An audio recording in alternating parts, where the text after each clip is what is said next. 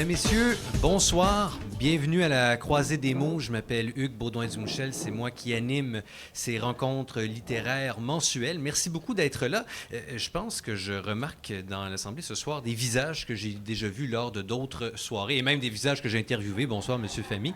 Mais des visages que j'ai déjà vus lors d'autres soirées. Alors, je suis très content de voir des gens qui reviennent mois après mois, semaine après semaine. Et puis, je vous encourage, bien sûr, à le dire à vos amis, à le dire à votre famille. Et puis, n'oubliez pas que là, on commence ce que j'appelle la trilogie des Daniel, parce que ce soir, je reçois Daniel Soa. Le mois prochain, je reçois Daniel Groslo-Landry. Et puis, le mois d'après, c'est Daniel Vallée. Alors, si vous aimez les auteurs ou les autrices qui s'appellent Daniel, vraiment, les 3 prochains mois, vous allez être tout à fait gâtés. Je vous explique rapidement la façon qu'on procède, là, au cas où c'est votre première fois. Alors, on va avoir quelques petits discours dans quelques instants. Ensuite, on va inviter l'auteur, on va lui demander de nous lire un extrait d'un de ses romans. C'est un petit peu ça, je trouve, qui distingue La Croisée des mots d'autres rencontres littéraires. C'est vraiment qu'on donne la chance à l'auteur de lire là, un extrait d'une de ses parutions. Et puis après, on passe à l'entrevue, lui et moi. Et puis à la fin de l'entrevue, si jamais vous avez des questions, ça sera votre chance de les poser. Alors, sans plus tarder, j'inviterai, parce que vous savez bien sûr que La Croisée des mots, c'est une initiative conjointe de l'Association des auteurs et auteurs de l'Ontario français et de la Bibliothèque publique d'Ottawa. Et donc, j'invite le directeur général de l'AAOF, Yves Turbide, accompagné de la directrice de l'expérience client à la BPO, Mme Catherine Simmons. Je vous invite à monter sur scène.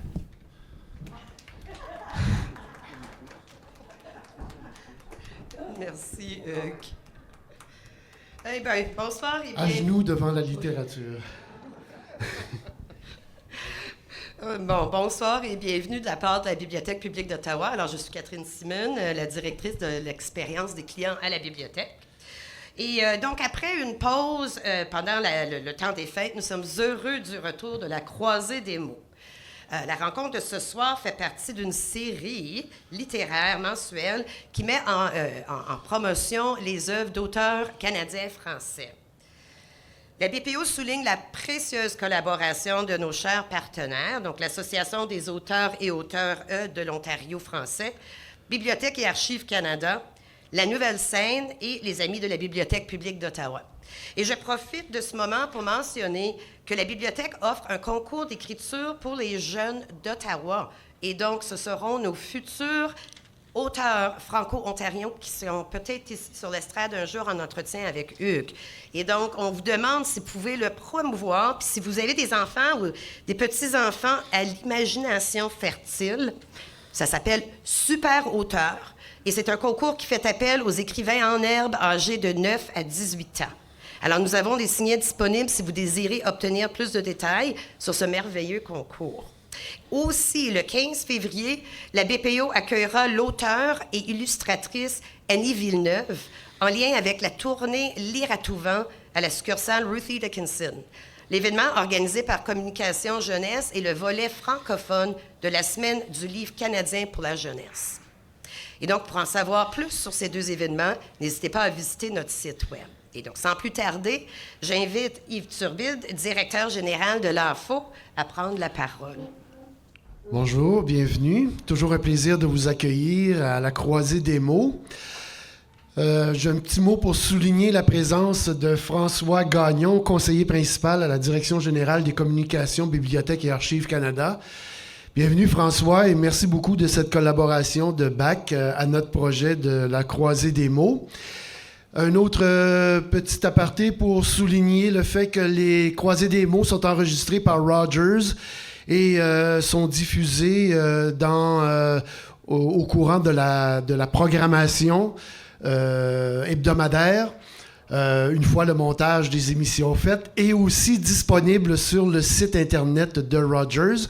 Également, on tient à remercier également Unique FM qui, pour chacune des Croisées des mots, reçoit l'auteur invité pour chacun des événements.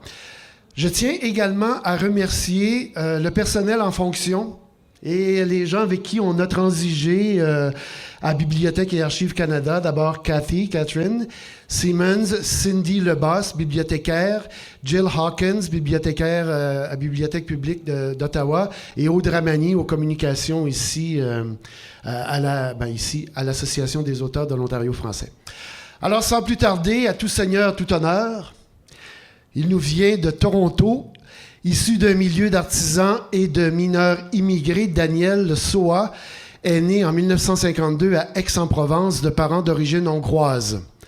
Après des passages à Bolton, New York, Paris, Toronto et Boston, il habite maintenant Toronto où il occupe le poste de chef de la traduction pour une société de recherche indépendante sur les placements et se consacre à la création littéraire, assurant des chroniques régulières et des critiques dans diverses revues canadiennes. Il a publié un recueil de nouvelles, un recueil composé d'articles divers, de recettes de cuisine et les versions françaises de 2 recueils du poète canadien Thomas Scott. Il a aussi publié 5 romans, dont 2 ont été finalistes du prix Trillium et 2 autres couronnés lauréats du prix Christine Dimitriou Van Sanen. Je fais une petite parenthèse ici, qui a été la fondatrice du Salon du livre de Toronto, qui en était à sa 31e, 27e, 31e édition cette année. Et également, alors Christine Dimitriou Van Sanen, dans son plus récent roman Chronique Tzigane 2 ou La légende de Joe Magarac, paru aux éditions Greffe, qui s'est mérité le prix Christine Dimitriou Van Sanen. Alors, je vous prie d'accueillir chaleureusement Daniel Soa, qui viendra faire la lecture d'un extrait. Daniel. Merci, vous auriez pu quand même cacher un peu ma date de naissance. Mais enfin bon,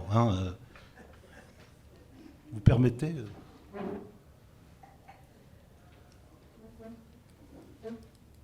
C'est après 1950 qu'on commence à... Voilà, alors ce que je vais faire, c'est vous lire en fait le prologue de ce livre. C'est mon dernier livre. On vous en parlera plus tard et on me posera des questions, bien entendu, à ce sujet-là. C'est un livre qui... C'est pas une réédition, c'est pas une réécriture, c'est un livre qui est re-raconté. Une histoire qui est re-racontée. Voilà. Et donc, on en parlera encore une fois plus tard. Il y a 3 trames narratives dans ce livre, etc., reprenant les thèmes de mon tout premier livre. Et c'est un procédé auquel je ne comptais pas revenir, que je n'aime pas beaucoup d'ailleurs, qui est l'autofiction. Mon premier livre a été un livre en autofiction. Les autres ont été de la fiction pure. Et puis pour une raison que nous expliquerons plus tard, j'en suis revenu à l'autofiction. Voilà. Alors, quelques petites pages. Je vous lis carrément le prologue.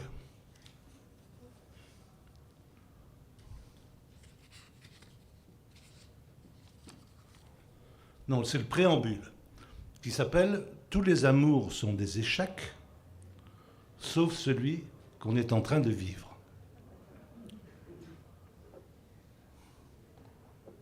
J'ai bien failli vieillir, comme ça, par inattention. Il s'en est fallu de peu. C'est Laurette qui m'en a empêché, qui me l'a formellement interdit. Elle a refusé de voir le naufrage, de même l'envisager. Elle a mis du vent dans ma voile, s'est installée fermement au timon, a redressé mon mât, a fièrement raidi ma proue contre sa croupe. Elle m'a soufflé dans les branches, oxygéné les ouïes, ranimé, et j'en ai conçu une accoutumance à son bouche à bouche. Petite sirène, elle a pour moi joué la fille de l'air, mis du vin dans son eau. J'ai émergé. Laurette, c'est 45 kilos d'impératifs catégoriques avec quelque part des yeux comme des fjords qui lui mangent savoureusement la figure et puis qui mangent aussi celle des autres, absorbent parfois entièrement le paysage où le morcelle en prisme et miroir lumineux baigne ces objets les plus anodins de reflets gris-bleu et les rendent précieux comme des aigues marines. Des yeux mangent tout, tendrement voraces, dans lesquels on n'aspire qu'à disparaître. Des yeux tellement beaux qu'on ne peut pas ne pas vouloir s'y fondre et par un tour de magie s'approprier cette beauté, fusionner l'intérieur et l'extérieur, l'en-deçà et l'au-delà, endosser ce miracle et faire de lui le seul filtre permettant d'avoir une vision cohérente, permanente et acceptable du monde. Car après Lorette, il n'est plus question de regarder l'eau de boudin du quotidien, pourtant sacramentellement bénite, et d'essayer de lui trouver les vertus translucides de l'eau de source. Elle arrive, petit bout de chou enluminé de son propre rayonnement, et le jour se fait, le silence s'abat, les âmes fredonnent intérieurement des musiques célestes, un ange passe. Peu de temps après que nous nous sommes connus, cette Aphrodite avait décidé, et fort fut-il, de descendre parmi les hommes, probablement par désœuvrement, car les dieux s'ennuient beaucoup, dit-on, de leur mission éternelle, et prit un emploi de serveuse dans une gargote où l'on mangeait des hamburgers et écoutait du rockabilly. J'y allais tous les jours, dès l'ouverture, ne pouvais pas m'en empêcher, et la regarder papillonner d'une table à l'autre, le torse serré dans un joli chemisier noir qui donnait à son visage la luminosité intense d'un matin d'été, les pieds chaussés de sages petites ballerines de Cendrillon, d'où sortaient des chevilles d'une chair aristocratique un peu laiteuse, qui implorait le voyeur désespéré que j'étais de les déchausser, les défourailler, les débusquer, en découvrir les roseurs, les déconcerter, les débaucher. Le nez dans ma bière, je regardais le nez des autres consommateurs, dans la bière aussi, et m'amusais à les voir affecter tous le même détachement, puis finir par rassembler tous leur courage et entonner d'une voix blanche qui comiquement se voulait assurer « L'addition, mademoiselle, s'il vous plaît ». Tel était l'effet qu'elle avait sur ses auditoires, l'émerveillement, puis toute la pesanteur d'un non-dit écrasant, le sentiment d'une vaste injustice, car ils ne percevraient jamais le mystère d'une telle splendeur. Et moi, je savourais avec délice cette injustice dont j'étais inexplicablement le bénéficiaire, car à défaut de percer le mystère, j'étais au moins invité à le pénétrer régulièrement, d'un dard désemparé par sa propre puissance, mais diligent et éperdu d'amour.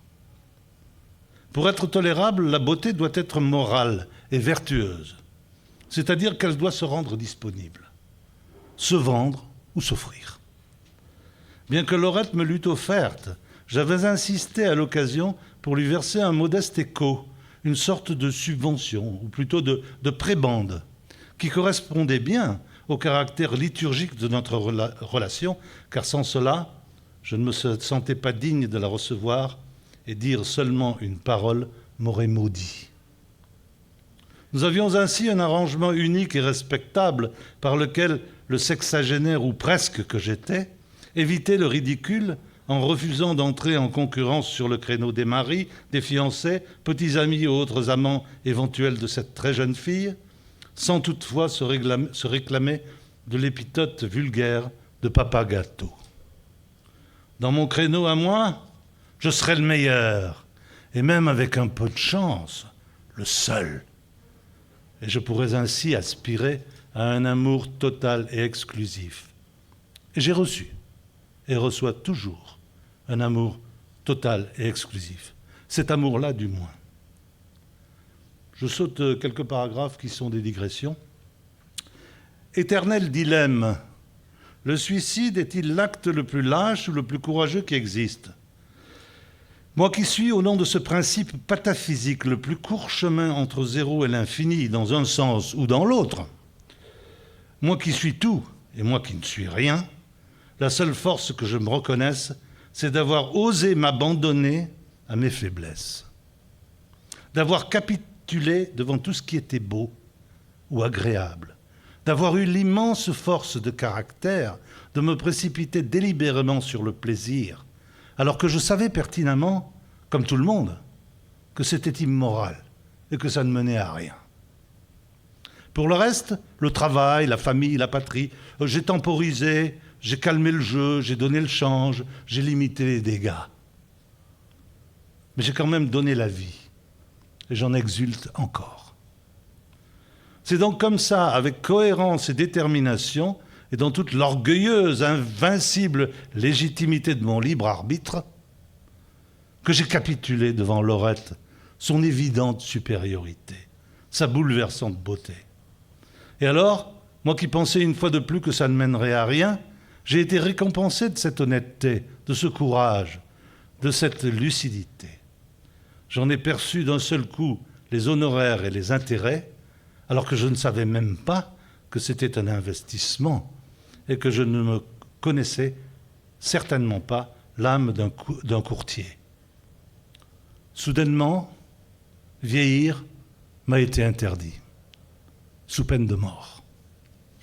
Voilà.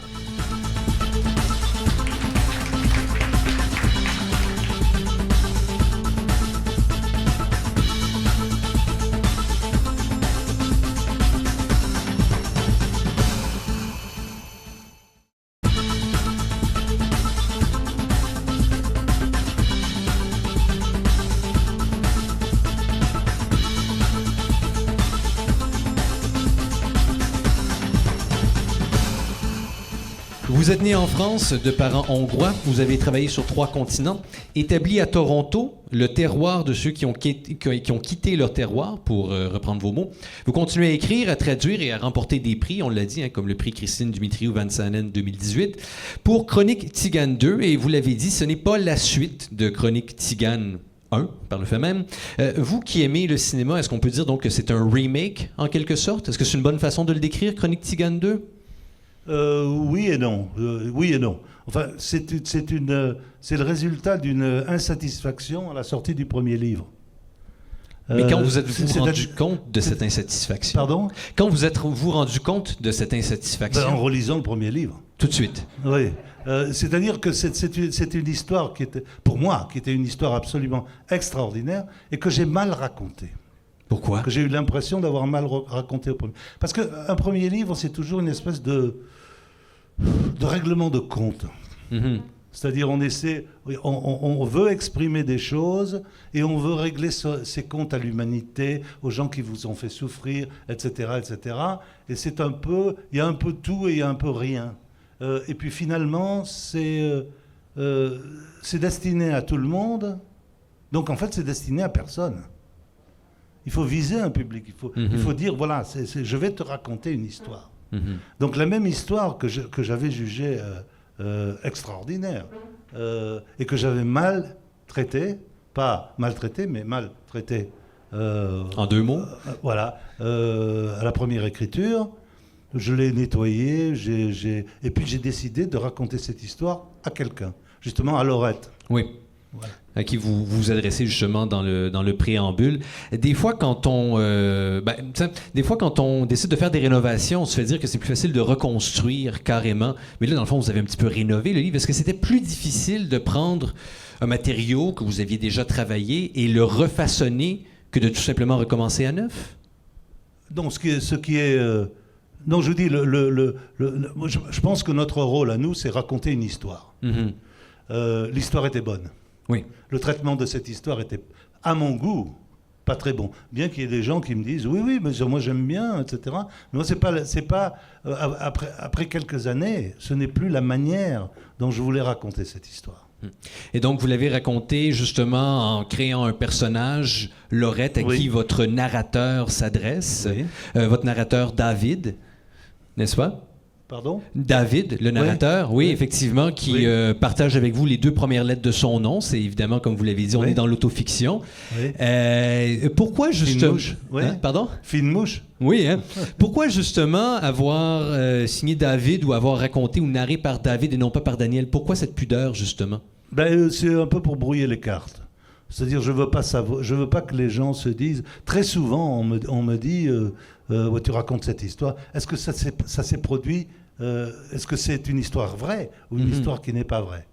Donc c'est pour ça que j'ai utilisé le jeu, j'ai utilisé le il, j'ai pris diverses approches et j'ai brouillé les cartes. Et il y a un petit passage au début qui dit attention, cette histoire est un faux. Tout à fait, tout à fait. Mais bien sûr, vous vous appuyez sur l'histoire de votre famille. Absolument, oui, bien. Et là, il y a un sous-titre finalement à Chronique Tzigane 2, La légende de Joe McGarrack. Oui. On y arrive. Qui était Joe McGarrack? Joe McGarrack était un personnage légendaire, ce que les Américains appelaient folk hero, dans la communauté des métallurgistes de Pittsburgh. C'était un personnage que les Croates avaient formé de toutes pièces. Maintenant, les gens commencent à oublier. Il y a très peu de personnes qui se rappellent Joe McGarrack, mais il y a encore beaucoup d'œuvres d'art à Pittsburgh. Et je sais parce que ma fille y a étudié, donc j'y allais tout le temps. Et ce personnage de Joe McGarrack a accompagné les années, je dirais, 1910-1920 de la métallurgie à Pittsburgh. C'est drôle parce que la fille de David dans le roman justement étudiait à Pittsburgh aussi. Oui. Alors pour ceux qui veulent suivre, c'est drôle, hein, le film. quelle coïncidence. Quelle coïncidence, c'est comme c'est étrange. Mais il y a un lien donc que vous faites entre Joe McGarrack et votre grand-père, Joseph. Grand-père, oui. Alors bon. Qui est un personnage en soi. Je ne sais pas à quel point il est tiré de votre imagination, à quel point vous appuyez sur la réalité, mais Joseph dans le livre est un personnage. Vous voulez entendre la réalité? Allez-y. Ou mon imagination? Non, mon imagination, il faut le lire. Ouais, c'est ça. Mais voilà. Alors, à la table là-bas, vous pouvez aller vous le procurer après. La réalité, c'est ceci. Mon grand-père est né dans un pays qui était la Hongrie avant la Première Guerre mondiale, l'Autriche-Hongrie, mais c'était une minorité hongroise. D'Autriche-Hongrie. Oui, d'Autriche-Hongrie. Bon. Il a fait une bêtise chez lui, donc il est parti.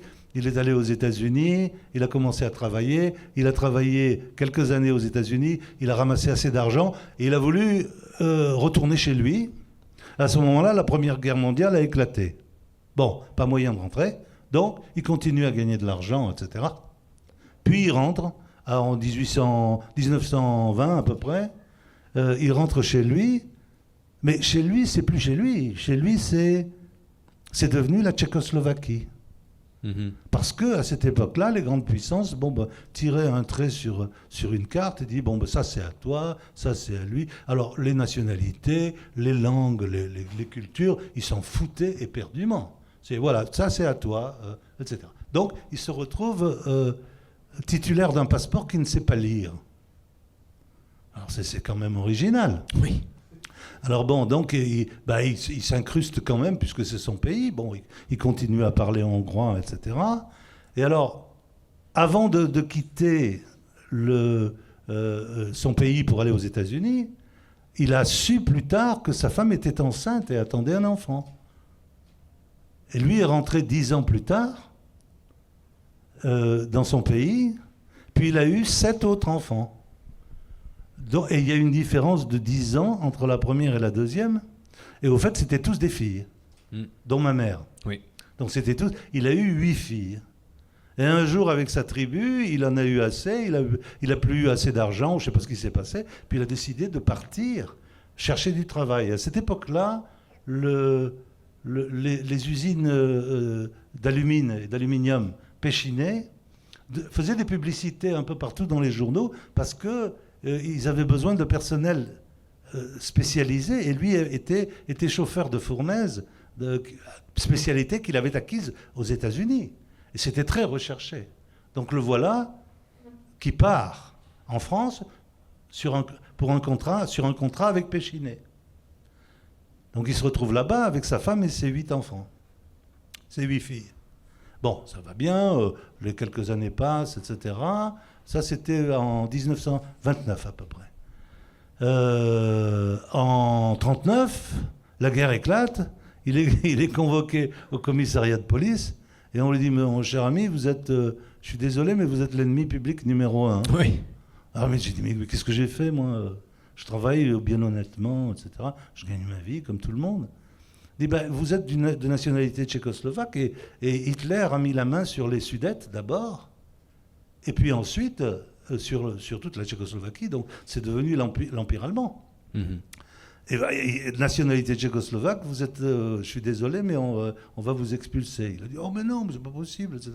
Donc, en fait, il a pu rester parce qu'il a renoncé à sa nationalité pour reprendre la nationalité hongroise. En 1943, ça vous intéresse ça ou non?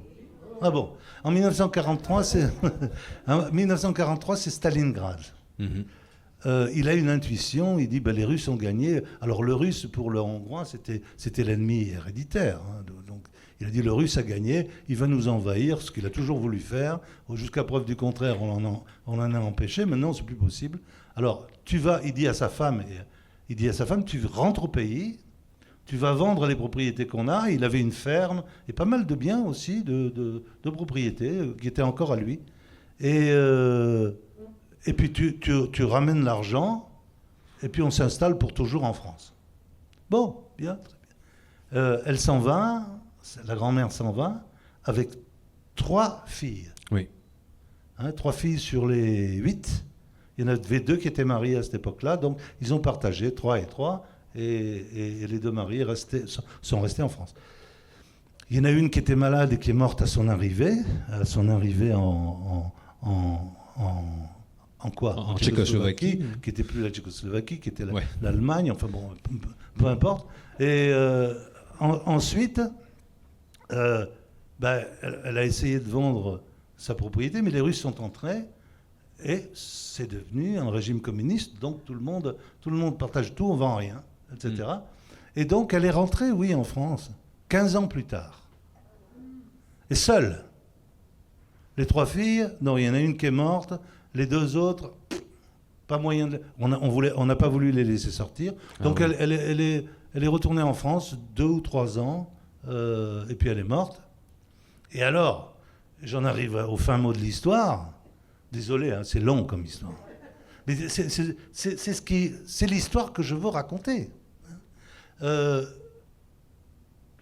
En 1993, ma mère, qui habitait en France, et qui correspondait toujours avec sa dernière sœur, qui était restée là-bas. Le pays, entre parenthèses, était devenu l'Union soviétique.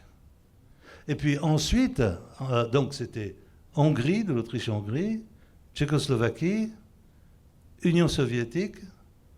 Maintenant, c'est l'Ukraine. Ah ouais. Bon. Bon. Enfin bon.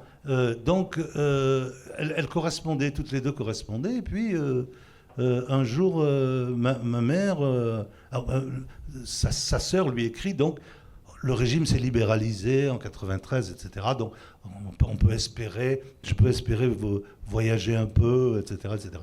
Et un jour, ma mère entend frapper à la porte. Elle ouvre la porte et elle voit devant elle une vieille dame qui lui ressemble comme 2 gouttes d'eau et qui lui dit « Tu me dis pas bonjour, petite sœur ? Le taxi est en bas, il faut le payer. » Donc, la dernière fois, c'était 43. 50 ans après, elles se sont retrouvées. Voilà. Et ça, moi, je trouve que c'est une histoire absolument magnifique. Et l'histoire de mon grand-père en particulier aussi, qui était à la tête de toute cette Vous avez dit tribu tout à l'heure. Pardon ? Vous avez dit tribu tout à l'heure. Oui, non, mais c'est pas ce que je voulais dire. C'est de cette saga, si vous voulez. Oui. Voilà. Donc j'ai trouvé que c'était au départ l'histoire que je voulais raconter. Parce que sinon, moi, si je parle de moi, qu'est-ce que j'ai des problèmes à trouver le bon film sur Netflix. Je veux dire, parler de moi, ça a une portée limitée. Je peux le faire. C'est pour ça que j'aime pas tellement aussi l'autofiction. Parce que je pense qu'on est un sujet fini. Mais vous avez quand même décidé de vous lancer dans l'autofiction une première fois et même de revenir une deuxième fois. Il n'y a rien qui vous obligeait à la première fois, je voulais régler des comptes. Oui. Et la deuxième fois, je voulais régler des comptes avec la première fois. Bon. Alors, la question qui tue, est-ce qu'il va y avoir Chronique Tzigane 3? Là, vous êtes satisfait? Oh oui, ça peut me prolonger un peu, oui. Mais vous dites mais là, je crois que j'ai bien fait. Oui, donc vous êtes satisfait. Oui. Autant dans la forme, évidemment, l'histoire, comme vous l'avez dit, parce que toutes les péripéties qu'il vient de raconter, si vous avez lu le livre, là, par exemple, la scène avec la sœur à la toute fin, c'est rigoureusement exact là, dans le livre, justement. Mais vous dites que Bon, si vous parlez de vous, tout ça, c'est pas intéressant, Netflix, mais vous-même, vous avez quand même beaucoup voyagé. Vous avez été en poste à Singapour, vous êtes né bien sûr en France, vous avez été à Boston, vous avez été à Toronto. Est-ce que le voyage, ou enfin le déplacement, c'est un atavisme familial? Est-ce que là, vous êtes à Toronto pour de bon? Je sais pas, qui peut dire, je sais pas, oui, Toronto jusqu'à la boîte de sapin. Non, je sais pas. Non, je sais pas si je suis à Toronto pour de bon. Moi, je pourrais partir demain. Mais ce que je voulais dire aussi dans ce livre, c'est que nous sommes, d'où le titre, Chronique Tzigane. Oui. Nous sommes des gens du voyage. Oui, effectivement. Et on a ça dans le sang. Comme vous dites, si tout le vous êtes monde a capable voyagé, de quitter Toronto. Pardon ? Si vous êtes capable de quitter Toronto demain, comme vous dites, il y a des gens qui disent non, moi je m'établis ici et puis ils veulent pas bouger. Mais je sont terminerai sédentaires. probablement à Toronto. Mais il n'empêche que si, par exemple, je sais pas, si j'avais une occasion de partir dans un endroit magnifique, j'irai peut-être, j'en sais rien, je sais pas, ça dépend. Des endroits comme New York, par exemple, où j'ai déjà vécu. Oui, effectivement. Ce serait vraiment extraordinaire. Donc j'aurais pas. Enfin, si, je quitterai des amis, etc. Mais enfin, ces choses-là, il faut y réfléchir. Mais ce que je veux dire, c'est qu'on a le voyage dans le sang. Oui, tout à fait. Vous avez la littérature aussi dans le sang. Vous avez quand même publié de nombreux livres. On l'a dit, vous venez d'une famille d'ouvriers, plutôt col bleu. Qu'est-ce qui vous prédestinait à la littérature comme ça? Rien.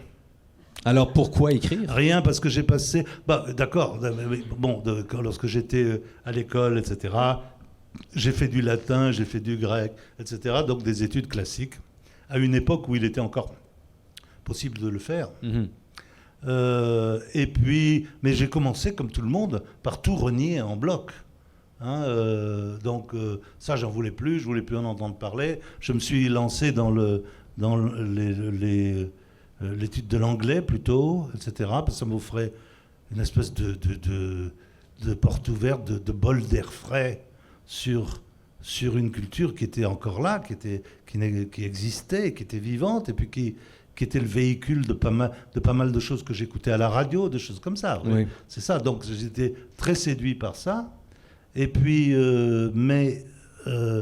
pour l'écriture, ça s'est produit beaucoup plus tard. Mais encore que lorsque j'y réfléchis, rétrospectivement, je me dis, il y avait quand même des signes. Ah, lesquels? Le premier signe, c'était que lorsqu'on partait en vacances et que ma mère envoyait des cartes postales, elle faisait des brouillons des cartes postales. Parce que pour elle, une rature était une faute et un manque de respect pour la personne à qui on a envoyé une carte postale. Même si c'était bon baiser de Monaco. Fallait pas mal écrire Monaco. Donc, il y avait une espèce de perfectionnisme, mais de perfectionnisme qui était lié à la courtoisie, à une certaine courtoisie. On va me lire, et vis-à-vis du lecteur, je vais être totalement correct. Ça, c'était et ça, je me suis rappelé, mais très très longtemps après, parce qu'on m'a dit, combien de temps, ça a l'air très très léché, le style a l'air très léché, etc., etc. J'ai dit, c'est probablement, j'écris sous une autre forme les cartes postales de ma mère. Mais ensuite, se sont produites beaucoup de choses. J'ai travaillé pour l'administration, donc là, je peux dire, je n'ai que louange à formuler pour le langage administratif. Ah non, c'est extraordinaire. C'est une discipline implacable. Il n'y a pas un mot de travers.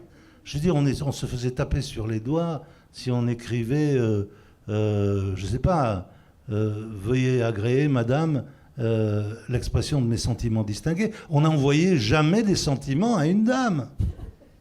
C'était interdit. Donc nous, on avait et c'était implacable, le système administratif. On se faisait corriger, on se faisait taper sur les doigts. C'est-à-dire, j'ai vécu 4 ans à faire ça, des rapports, des lettres administratives, etc. Et ça, c'est une discipline stylistique, mais fabuleuse. Et ensuite, je me suis écarté de tout ça, etc. Mais il est arrivé une chose qui est ma nomination à l'Alliance française de Singapour. Alors l'Alliance française de Singapour avait un bulletin mensuel. Je suis arrivé, j'étais dans le brouillard, dans le cirage, j'arrive à l'hôtel, etc. Et on me dit, il est de coutume que le directeur de l'Alliance française écrive la page éditoriale du magazine. Ah bon? Je dis, alors, m'en fiche complètement. Oui, mais il faut que tu l'écrives. Ah bon, j'ai dit, c'est pour quand? On me dit, demain. Voilà, alors moi je me dis, mais qu'est-ce que je vais raconter? Qu'est-ce que je vais leur raconter? Alors j'ai fait un truc complètement délirant. Mais tous les mois, il fallait que je ponde 800 mots. Et donc, pendant 6 ans, je suis resté 6 ans, tous les mois, j'ai pondu mes 800 mots. Et ça a créé... Et ça, je me suis aperçu quand même de l'utilité de ce genre de choses. Parce qu'il ne fallait pas faire n'importe quoi. C'était pour séduire un auditoire, ou leur expliquer quelque chose, ou leur expliquer ce qu'on faisait, ou leur expliquer un historique. Ensuite, je me suis branché sur les recettes de cuisine, parce que c'est bien de ça qu'il s'agissait. Il fallait expliquer aux Chinois pourquoi on fait du coq au vin.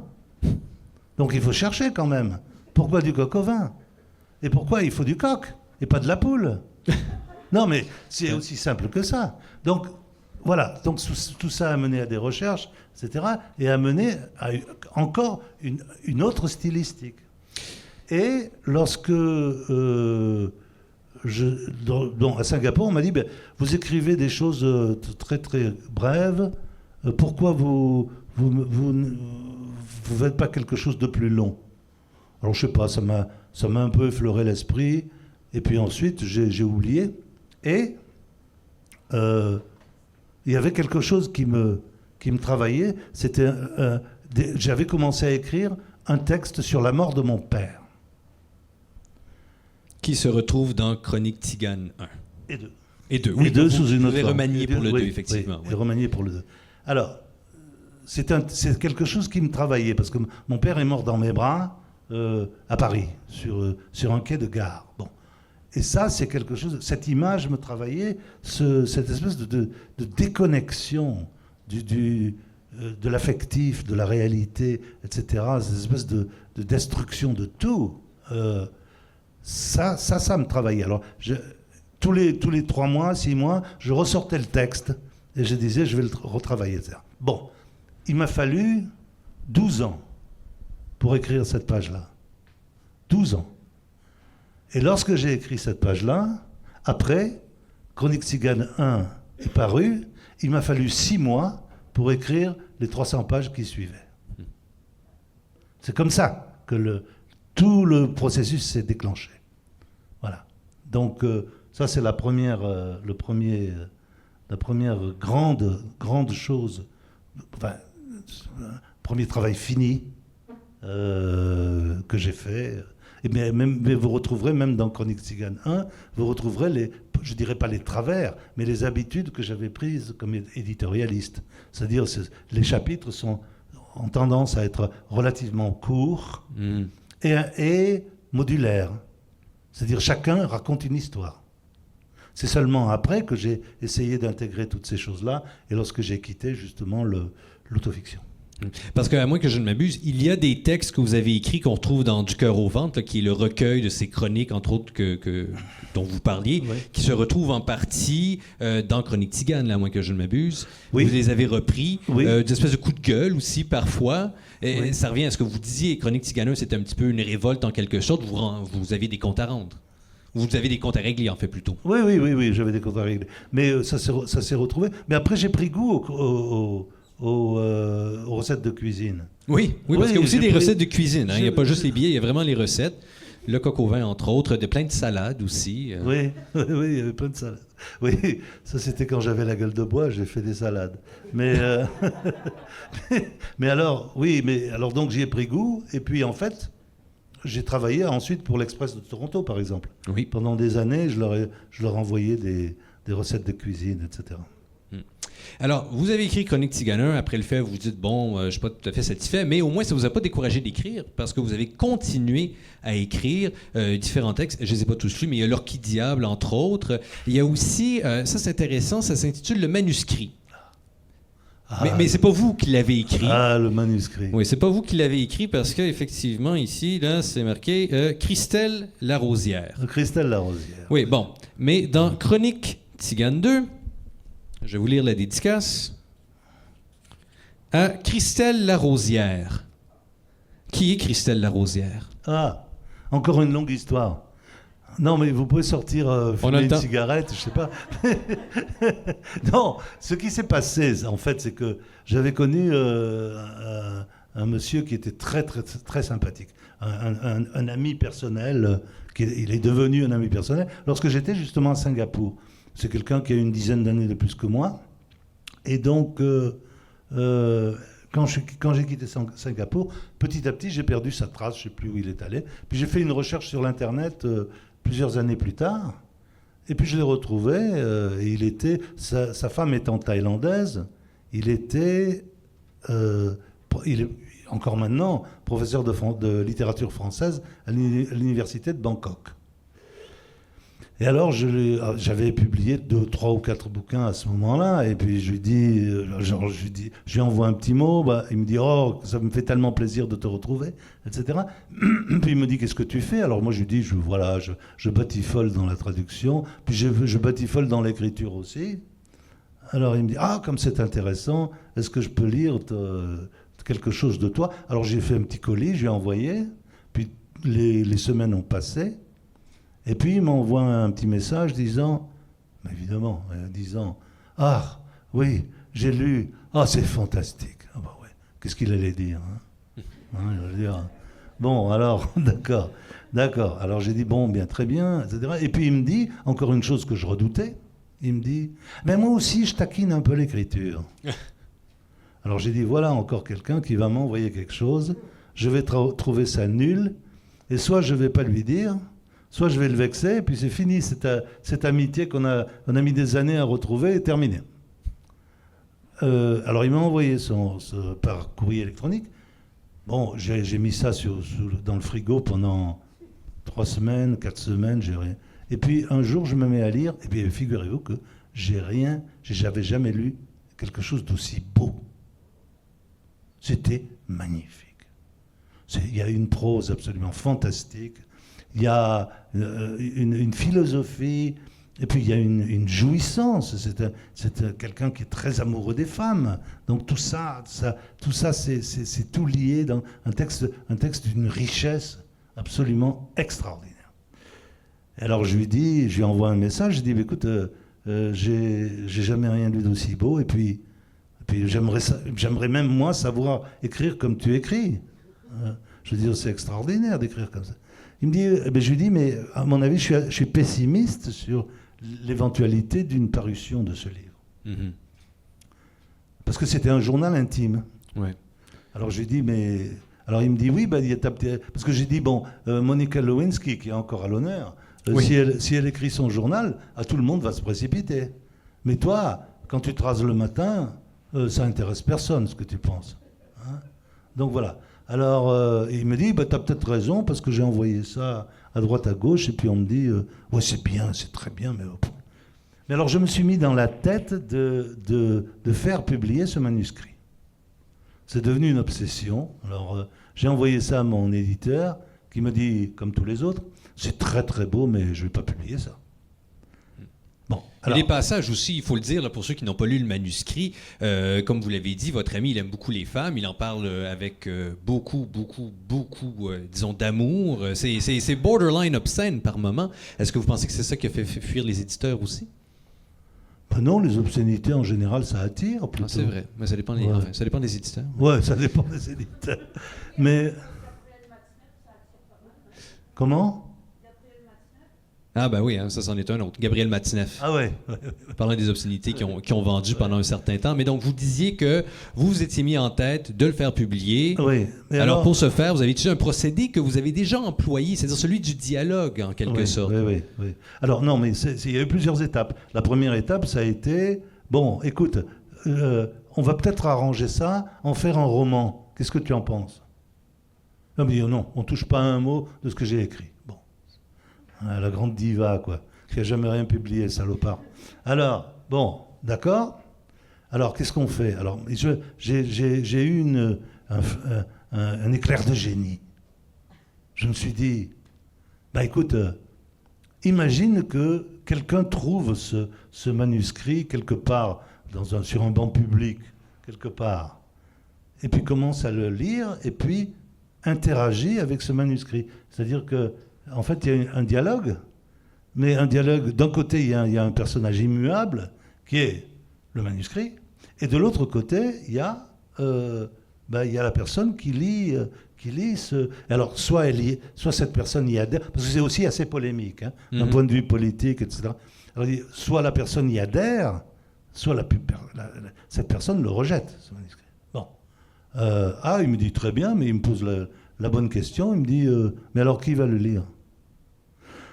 Alors j'ai dit, vu comment tu te comportes avec les femmes, je pense que ça devrait être une femme.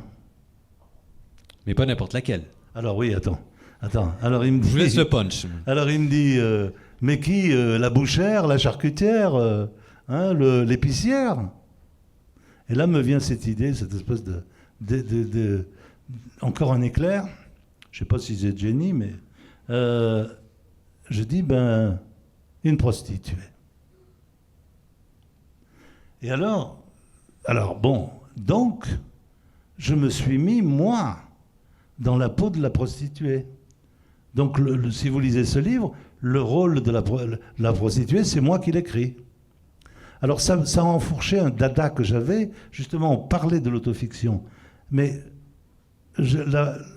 moi, je pensais à ce moment-là, je le pense encore pas mal, que le véritable talent ne réside pas dans le fait de se raconter soi-même, parce qu'en fait, on est assez médiocre, et puis c'est toujours des règlements de compte, etc. Donc, raconter des histoires de famille, ça va. Mais se raconter soi-même constamment, ça commence à tourner au vinaigre très vite. Et on est un produit fini, on n'a pas une infinité de choses à raconter. Et le véritable talent réside dans le fait de se mettre dans la peau de quelqu'un d'autre. Et dans la peau de quelqu'un de aussi différent que possible de soi-même. Flaubert disait « Madame Bovary, c'est moi ». Alors, bon, je dis, je vais être une prostituée. Donc il va falloir que je m'active un peu et que j'essaie d'imaginer. Vous avez fait des recherches? Évidemment. Je ne vous demanderai pas lesquelles. De toute façon, je dis, je brouille toujours les cartes et vous ne le saurez jamais. Vous dites quand même... Oui, allez-y. Alors, donc, j'ai dit, moi, je veux... Il me dit, moi, je ne veux pas signer ce bouquin. Alors, j'ai dit, pourquoi? Il me dit, tu penses si ma femme le lit? Bon, d'accord. Alors, j'ai dit, moi non plus, je ne veux pas le signer parce que je ne l'ai pas écrit. J'ai écrit la moitié. Alors, qu'est-ce qu'on va faire? On va les signer du nom d'un nom imaginaire. Voilà. Un nom de femme. Hein? D'un nom de femme aussi. D'un nom de femme, évidemment. D'un nom de femme. Alors, ça a été très, très intéressant parce que j'ai vu une émission à TFO de journalistes, de journalistes littéraires qui étaient réunis, qui disaient mais qui est cette Madame de Rosière, etc. Elle est extraordinaire, mais comment elle a su, elle exprime vraiment tellement bien ce que ressent une femme, etc. Oh, j'étais absolument aux anges.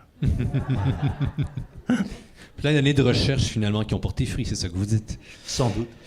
Je voudrais savoir s'il y a des gens dans l'assistance qui ont des questions pour Daniel Soa. Si c'est le cas, allez-y et allez-y avec beaucoup de projections pour qu'on vous entende bien. Allez-y.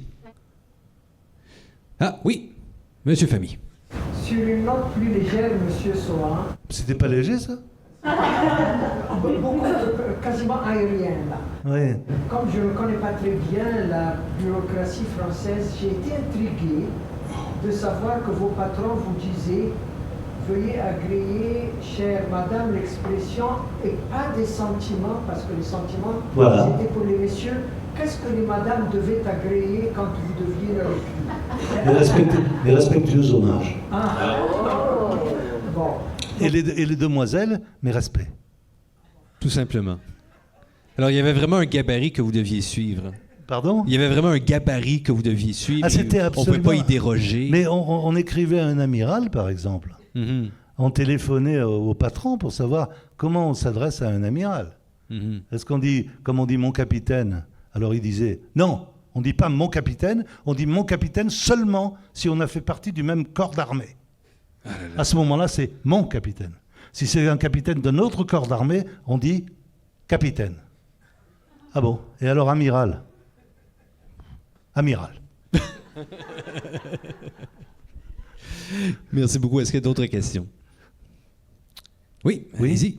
J'aimerais savoir l'écart entre votre Tzigane 1 et votre Tzigane 2 en termes d'années. Une quinzaine d'années. Et vous l'attribuez à quoi? À avoir vieilli. Mais j'attribue quoi à quoi? La sagesse? Je sais pas. Non mais vous voulez que j'attribue quoi à quoi?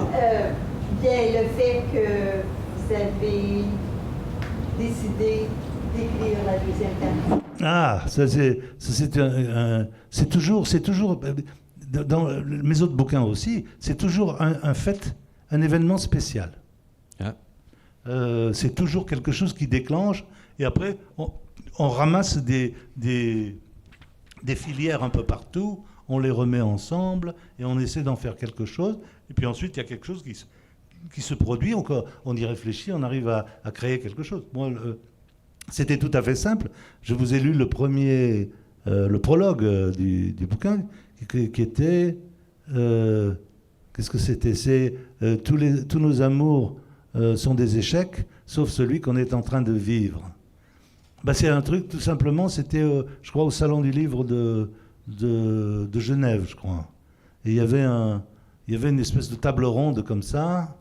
Et moi, j'avais été invité à parler d'amour, comme si j'étais à parler de l'amour, comme si j'étais vraiment le modèle. Je veux dire, hein, on peut trouver mieux. Hein, ouais, mais c'est sous un faux nom, ils ne savaient pas. Alors, c'est bon. Et alors, je me retrouve avec 3 personnages là. Ça m'ennuie. Et puis c'est là que j'ai lâché cette phrase qui a fait scandale. Tout le monde s'est insurgé, n'est pas du tout. Mais moi, je suis pas un raté, etc., etc. Donc, et alors, ça m'a donné en fait l'idée de parler d'amour. Donc, ça m'a créé le personnage de Laurette qui a suivi immédiatement. Et ensuite, de fil en aiguille, je me dis, mais qu'est-ce que je vais raconter sur Laurette? Pas grand-chose à dire. Hein.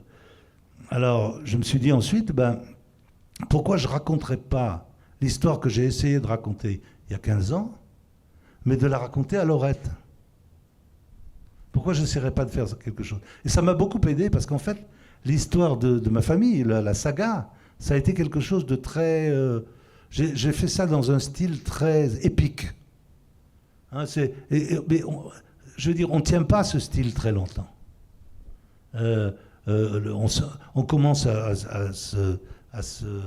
s'user dans ce style-là. Et puis le lecteur, alors il en a marre au bout de 10 pages, le style épique, non merci.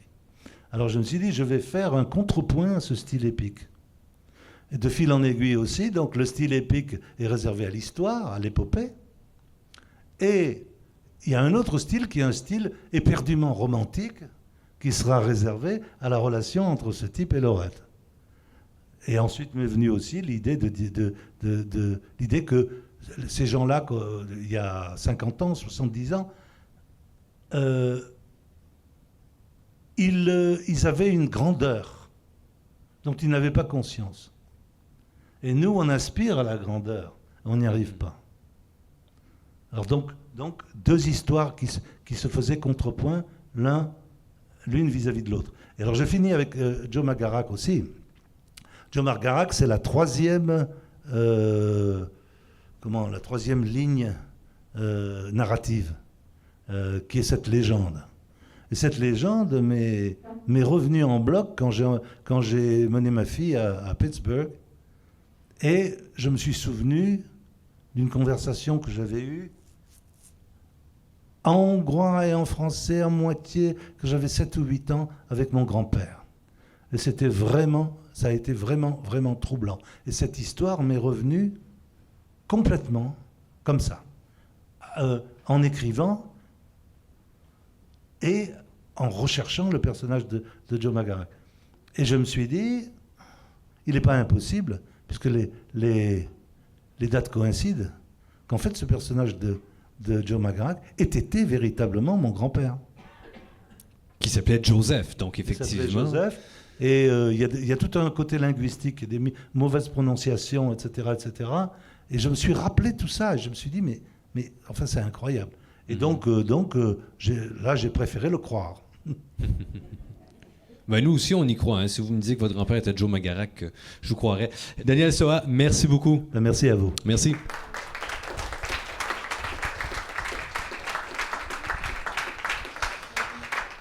Alors, Daniel va être avec nous encore quelques instants. Je vous invite à aller à la table de l'AAOF où les romans et les recueils de nouvelles de Daniel Soa sont disponibles si vous le désirez. Et puis, bien sûr, vous pouvez les faire dédicacer le cas échéant. Je vous rappelle que ce soir, c'était enregistré. Ça va être diffusé sur les ondes de TV Rogers dans le cadre de l'émission Podium. Notre prochain rendez-vous, je vous le dis de mémoire, c'est le 18 février. Encore un mardi soir, donc 18 février. Je recevrai le poète et auteur-compositeur Daniel Groslo-Landry, ici même à la nouvelle scène Gilles Desjardins. Alors, je m'appelle Hugues Bourdin-Dumouchel, encore une fois, au nom de tout le monde à l'AAOF et à la Bibliothèque publique d'Ottawa. Merci beaucoup d'avoir été des nôtres et puis passez le mot. Si vous avez passé une belle soirée, là, venez nous voir et amenez des gens. Merci.